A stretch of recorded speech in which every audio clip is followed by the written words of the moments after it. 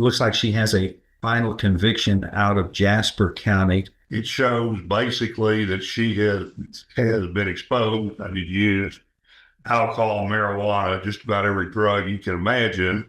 Just lashed out one time because she was angry or mentally ill. Wasn't getting her way. She punched this woman in the face, striking one of our public servants that's out there just trying to help her. If aren't y'all supposed to be taking care of that? Aren't you supposed to be helping take care of her? I don't need to. Since 8 years of age, ma'am, since 8 years of age, she's been a daily drug user. Ma'am, do you think you could stop a daily drug using for 24 years? Are we now called Jenna Ray Horn in cause number 25 DCCR289? That's you? Inside here with Mr. Grove, your attorney and the state's attorney. As you know, you are charged with the third-degree felony of assault on a public servant, which carries with it up to 10 years in prison. Was the defendant entered the plea already? Yes, sir. Yes, sir. It's not She entered a plea, yes. You've tendered a plea of guilty to the third-degree felony of assault on a public servant. A pre-sentence report has been prepared, and the parties had an opportunity to review it. Are there any corrections or changes to it? The agreement that you entered into was that whatever sentence shall not exceed a cap of 5 years in prison. So we are looking at no less than 2, no more than 5 years confinement. Deferred or unadjudicated probation can be assessed. She looks like she has a final conviction out of Jasper County for evading arrest, but she could still get regular probation from the court, but not a jury of slam. Okay, those are your options. Go ahead, Mr. Grove. And Judge, and this is not a change, it's just something that I noticed on page 2, restitution issues. It says restitution issues, and there are none. I believe there is a restitution issue, but it was not part of the plea bargain of restitution be paid. I'm not objecting to that. I just want to make sure that I'm not weighing it inside because I think restitution may be applicable. I don't object. Joe, when he requested for the complainant and yes, I did. Hold on. Amount of loss. This is not even the right person. I believe nothing in my call. I believe, Judge, what happened was a letter was sent out by Mr. Giblin saying that, if you have any restitution, send it in or something like that. I have not seen a number. There's no restitution. No restitution. However, there is restitution involved in the case. Well, just to get into it, because on page you're talking about the pre-sentence report. The pre-sentence report, yes, sir. And that's made a part of the records for all purposes. Yes, sir. And this is not an objection to that, but that there was an analysis made by the complainant who basically, I guess, said that, talked about how much that this case had changed her, and that now she could no longer work as a registered nurse because of that. And she was having to pay daily records to pay restitution and medical damages from this. There's not a number that's mentioned in here. The probation officer did not put one in. Miss Ramirez or Melanie Ramirez was. That's not Sean. They get it from us, Judge, and if we get a request in from the complaining witness, we send out a letter to say, if you have anything, send it to us. And I didn't show anything in my file that says. No, but he says the pre-sentence report clearly says she's got medical. Well, she says she did, but they have to send in something for us to be able to give it them out, Judge. Okay. In addition to the physical and emotional impact this assault has had, I have suffered significant financial loss due to medical bills, missed work, co-pays, etc. As I struggle to work overtime to pay medical bills, I'll double check to see if Sarah can heal from the trauma. I have one request from the court. I request the defendant be sentenced to state prison. Violence against public servants cannot be tolerated. And this is, thank you, regards the complainant, registered nurse. Well, something happened there because I'm looking at restitution that. Judge, I know it says that, but like I say, I cannot ask for something I do not have a number of. All right. I can't just say generally ask for restitution. I'm looking to make sure in the file that there's nothing there. Okay. Go ahead, David. Let me give you a little bit more background on Miss Horn, and I'm going to try to be brief. Miss Horn has suffered from mental health problems, treatment, and services for many years. Starting back on page 4 under the substance abuse history, it shows basically that she has been exposed and used alcohol, marijuana, just about every drug you can imagine during the time that she has been treated. This particular Voluntary use. I'm sorry. Voluntary use of the substance. I don't dispute that. I'm just not say, but I think it's in there. I just want to make the court aware of it. And you're not asserting she's incompetent or insane. No, sir. No, sir. I believe she is competent. I just wanted to make the court aware that she does have the history of this usage, although I don't have each individual time or where it was.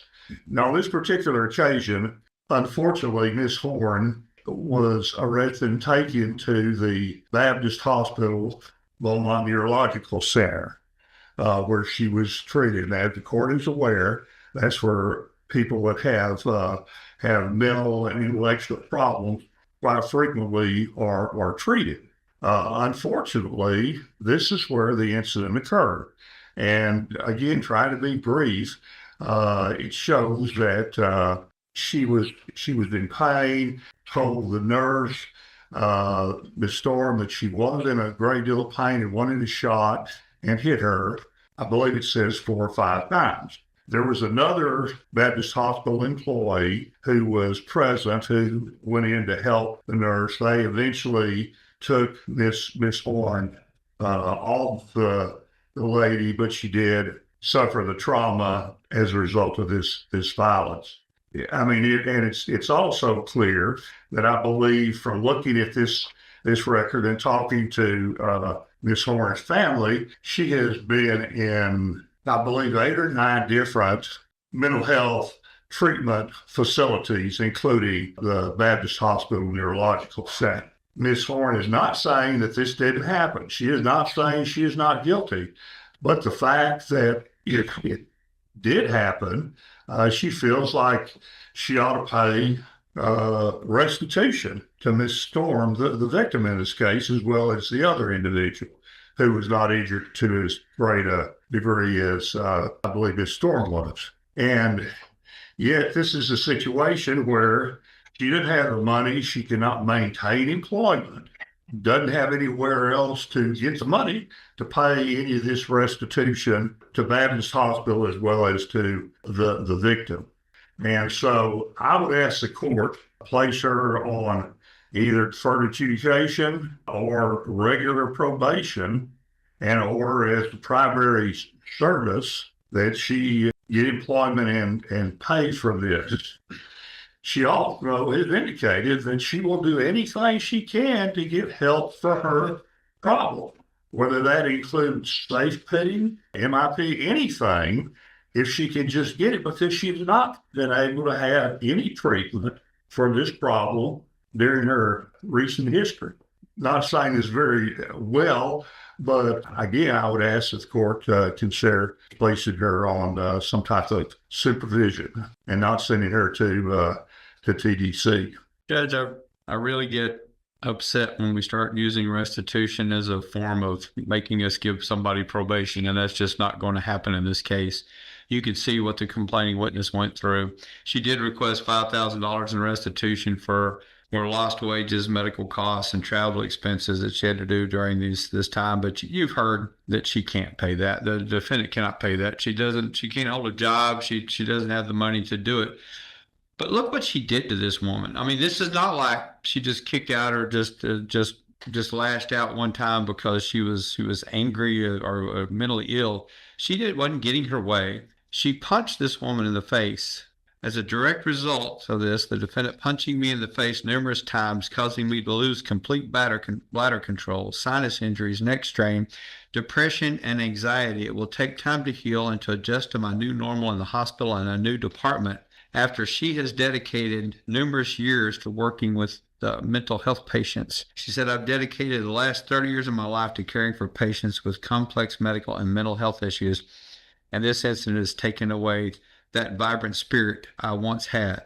This totally changed her life and her career because this woman decided she wanted a shot instead of what they were doing for her, and she is not in charge. This victim is asking that this defendant be placed in prison, and I'm asking you to place her in prison because she's had numerous chances over the years, and you can see she's even had a probation for evading arrest where she got it revoked and was sentenced to 800 days in county jail. When is she supposed to have asked for help? When she's facing prison time? I think it's time to get her in a place where she can realize the severity of it and not blame everything on some things she's been blaming it on for years and not getting any help for. Striking one of our public servants that's out there just trying to help her and hurting her so severely and causing her this much anxiety and this much of a change in life. I think that it deserves more than just a walk out of here. All right. Miss Horn, did you want to say anything? This is your time. And I'm really sorry. I didn't mean to hit her or anything. I was going through something in my head. Listen, It was a bad time. have anything to do with alcohol or drugs? I'm a user, but it wasn't that. I felt betrayed. I have voices in my head. Like, I felt betrayed by her. Have you been a drug and alcohol user for any length of time? I was feeding for drugs at like 7, 8 years old. It's been passed down. I've been using. It's been passed down like a gift? No. It's hell. I don't want to do it anymore. You. Addicted. Okay. Well, who caused you to use drugs and alcohol? My dad was an alcoholic for 28 years. Ma'am, My dad was an alcoholic for 28 years. what about drugs? Yeah. Where did you get drugs and alcohol from? What?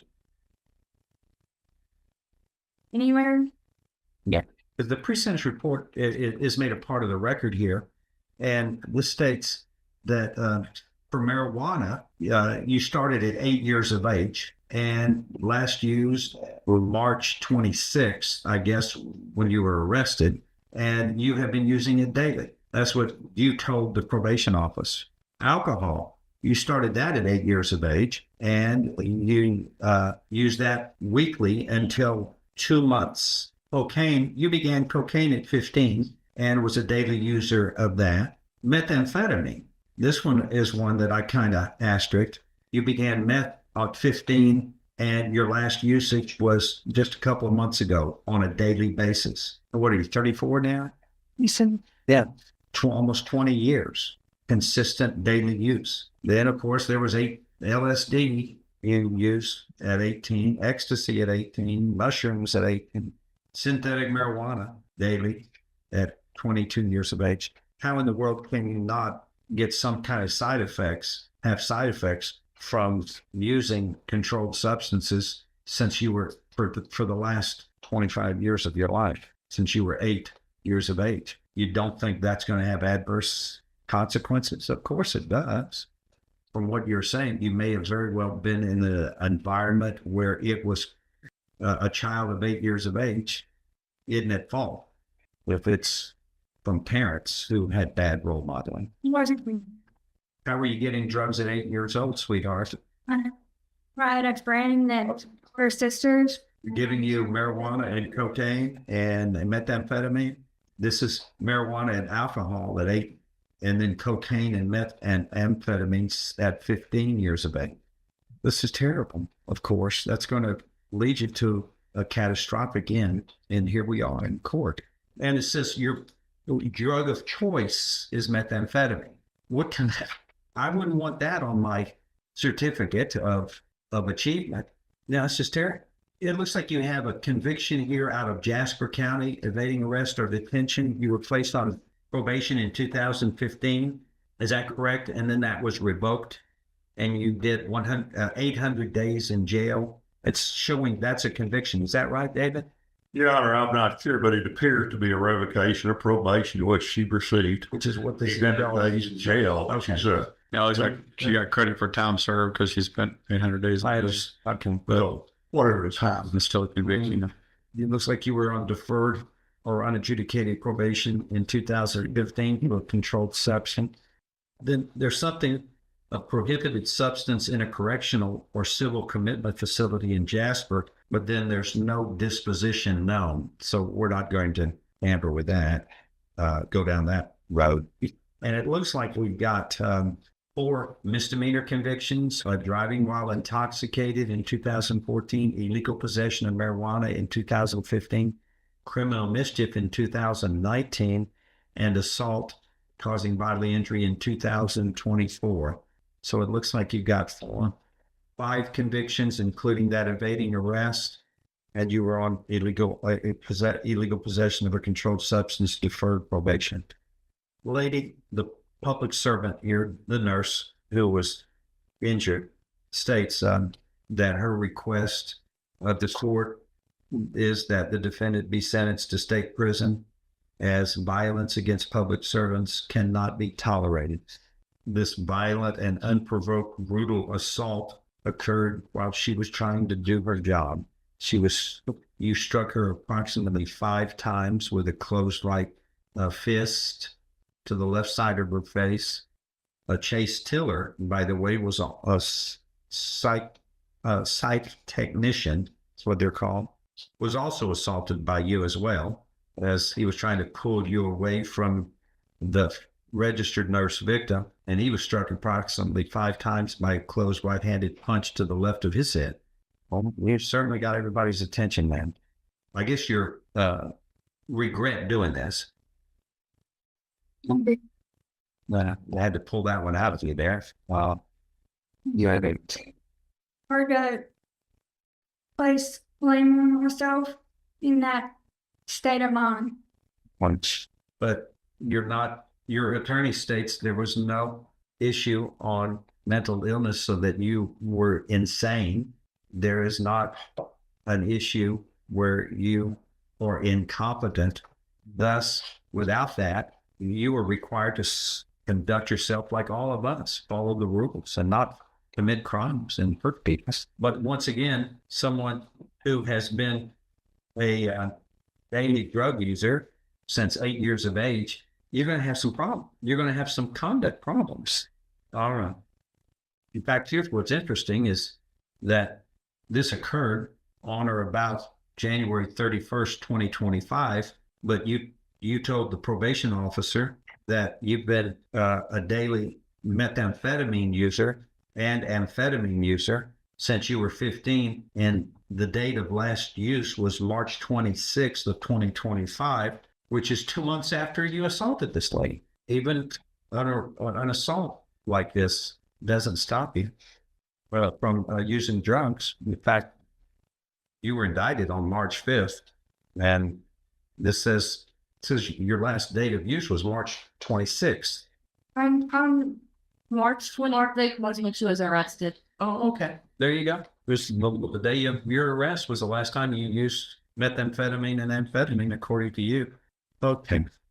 Anything else to add? No, yeah. If nothing further, I'm going to find, man, you have pleaded guilty voluntarily. You are mentally competent to do so. You understand and appreciate the consequences of pleading guilty. There's sufficient evidence supporting your guilty plea from State's Exhibit 1 admitted in your guilty plea hearing to find you guilty beyond a reasonable doubt, and I now find you guilty beyond a reasonable doubt of this third-degree felony of assault on a public servant. And following this agreement, you are hereby sentenced to confinement in the institutional division of the Texas Department of Criminal Justice to serve a term of 5 years. You want to be given credit for all time you have served. Yes, ma'am. You don't. Yes, ma'am. You have been committing crimes since you were 8 years old. I'm sorry. People are going to be safe from your behavior, ma'am. You are responsible. You have a prior felony conviction. No, they're going to help you. They help you in prison. They'll try to help you, but you've got to do this. You've got to start helping yourself, ma'am. You've got to start making the right choices and decisions. You've been endangering people for far too long. Whether you agree with it or not, that's the court's order. Anything else? That's all. No, yeah. Well, It's, yeah, thank you about the deal. All right, who do we have now? Is I'm interested in outside about it. Kevin, is that it? Well, is that it? That's it. That's all. Yes. And when the side of my daughter skips for it, does that count for anything? She's so shook. I'm sorry. Who are you, man? Who's man? That's the man you need to be talking to, not me, man. There's Mr. Grove is the attorney for the. We'll talk after. We'll talk after. There has been nothing presented to me of incompetency or insanity. And people or other, if without that information to me, we'll say we don't go severely assaulting people. And also, since 8 years of age, she's been a daily drug user. All right. Well, why is she out and about? If aren't y'all supposed to be taking care of that? Aren't you supposed to be helping take care of her? They don't need Since 8 years of age, ma'am, since 8 years of age, she's been a daily drug user. Ma'am, do you think you could stop a daily drug using for 24 years? What are you? All right. You don't know what she's saying. Not Trying to say. She No. no. Not. Yeah, I'm not the one to be talking to. You need to talk to the district attorney's office that filed the case and the defense attorney who's representing her. Oh no. Sir, you can leave now if you're going to be rude. Bye, sir. We try to take care of things in this room. You are just causing trouble now. Why don't you get part of the fixing the problem? They're the people you need to talk to. The one who represents her and the district attorney's office that brought the case. Those are the people you need to take care of. You don't need to come in here when she's at sentencing and start acting as though you care about her problems. That should have been dealt with since she was 8 years old. You can leave now. Thank you, sir. I know what we have to do here is clean up messes in families a lot of times, but there's how you can be a daily drug user since 8 years of age and the family hasn't taken care of that for 24 years is whose responsibility? And it's a shame. It's tragic. Shouldn't happen. But far too often, that's what happens at the time of sentencing. And she's been in the criminal system 5 separate times, and nothing seems to be happening. But since 8 years of age, my God, daily drug use, methamphetamine. I mean, how can the family not deal with that responsibly? I don't know. But then right now, somebody got a registered nurse was seriously injured. That's what we got to deal with is the safety of the community. But prison facilities are supposed to have resources to help with problems like that. And hopefully they will deal with that in a responsible way.